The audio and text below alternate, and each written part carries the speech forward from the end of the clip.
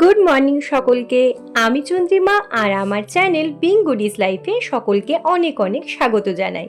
আজ হচ্ছে গণেশ পুজো। সকলকে গণেশ পুজোর অনেক অনেক শুভেচ্ছা। সববারের মতো এবারেও আমি ছোট্ট করে গণেশ পুজোর আয়োজন করেছি, তাই সাত সকালে উঠে শুরু করেছি তোড়জোড়। কোন ভোরে স্নান সেরে তুলে এনেছি ফুল দুব্ব। যদিও আমার দিদুন আমাকে অনেক হেল্প করেছে, কারণ দিদুন তো বয়স্ক মানুষ, তাই তার সব জানা পুজোয় কি কি লাগে। আচ্ছা, তোমরা তো সকলেই জানো গণেশ ঠাকুরের প্রিয় খাবার হচ্ছে লাড্ডু, মোদক, কলা।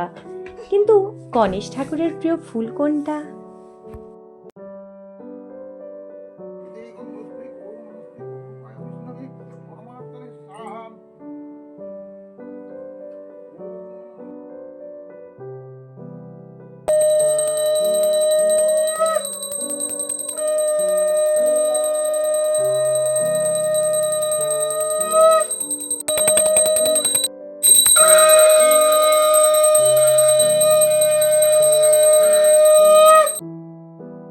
দেখতে দেখতে পূজাও খুব ভালোভাবে সম্পন্ন হলো। দাঁড়াও দাঁড়াও, আরো কিছু কথা তোমাদের বলি। গণেশ ঠাকুরের সবচাইতে প্রিয় জিনিস হলো দূর্বা। এটি অর্পণ করা হয় তার ভক্তিতে। এটি ছাড়া গণেশ ঠাকুরের পূজা একেবারে অসম্পূর্ণ।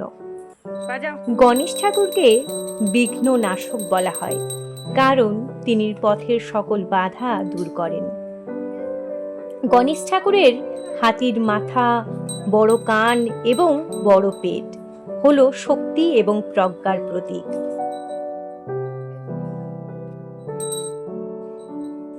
এখন বাজে ঘড়ির কাঁটায় সন্ধে 6টা। আমি এখন ফ্রেশ হয়ে সন্ধে আরতি দেব। এই যে দেখছো পঞ্চপ্রদীপ, এর অর্থ বা পঞ্চপ্রদীপ কেন জ্বালানো হয়, কারণ পঞ্চপ্রদীপ হলো আধ্যাত্মিক চেতনার জাগরণ এবং আমাদের অন্তরের আলোকসজ্জার প্রতীক। কোনো শুভ কাজের সময় এই প্রদীপ জ্বালিয়ে অগ্নি দেবতাকে সাক্ষী রাখা হয়, যাতে কাজটি নির্বিঘ্নে সম্পন্ন হয়। এই যে এখন আমি করছি আরতি। গণেশ ঠাকুর, তুমি সকলের মঙ্গল করো, আমাদের এই সংসারকে পাপ মুক্ত করো, সুবুদ্ধি দিও, বিদ্যা দিও, প্রত্যেক মানুষের জীবনে সমস্ত বাধা দূর করো, আমাদের জীবনের সমস্ত রকম কালিমা দূর করে শান্তি দিও।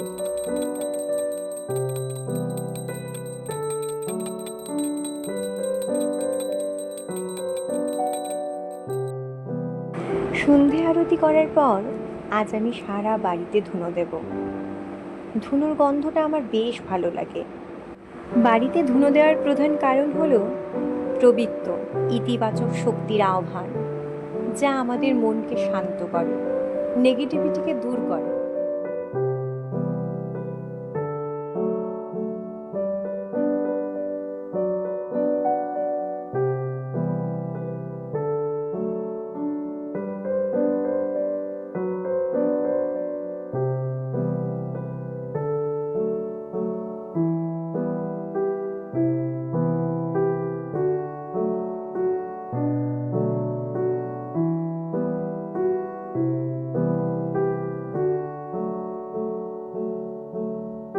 তাহলে আজকের ভিডিওটা আমি এখানেই শেষ করলাম। গণপতি বাপ্পা মোরিয়া, মঙ্গল মূর্তি মোরিয়া।